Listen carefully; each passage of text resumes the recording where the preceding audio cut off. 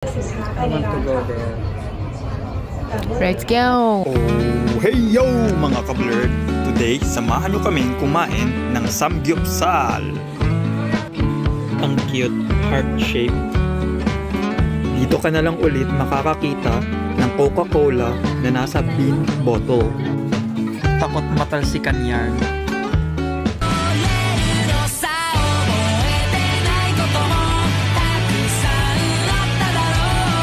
Dumaan lang na pagtripan pa. Sorry na.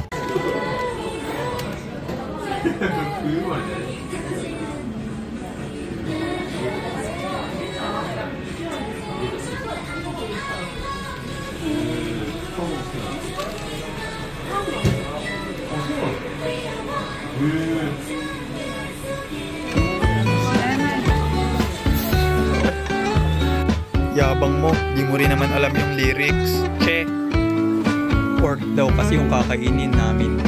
Kaya ganyan yung gesture niya. Dinamay pa ang ilong ko. At ito ang appetizer namin. Cheesy kimbap.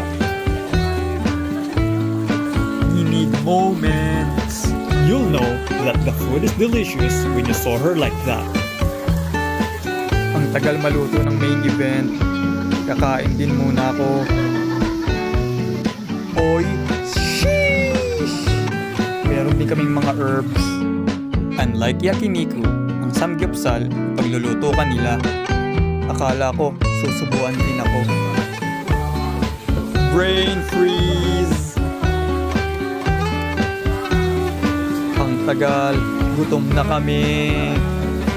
Nginig ulit. Malapit na. Ang ligalig ng hairstyle ko dito. Di naman ganito yun nung una. Lakas lang talaga ng hangin.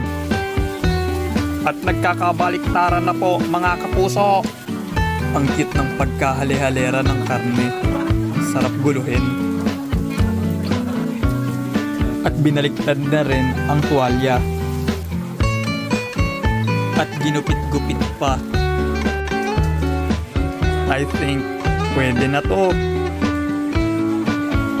Paano libangin ang sarili kahit gutom na. And finally, pwede na siyang pitasin. Ay, nikuto kimochi o tatande. Chan.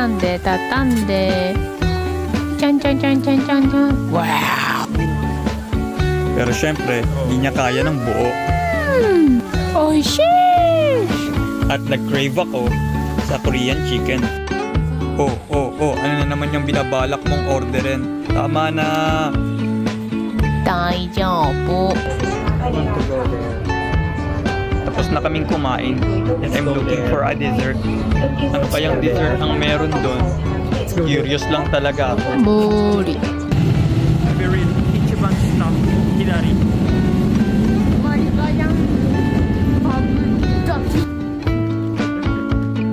Yun lang. Mata next time. Ureshi!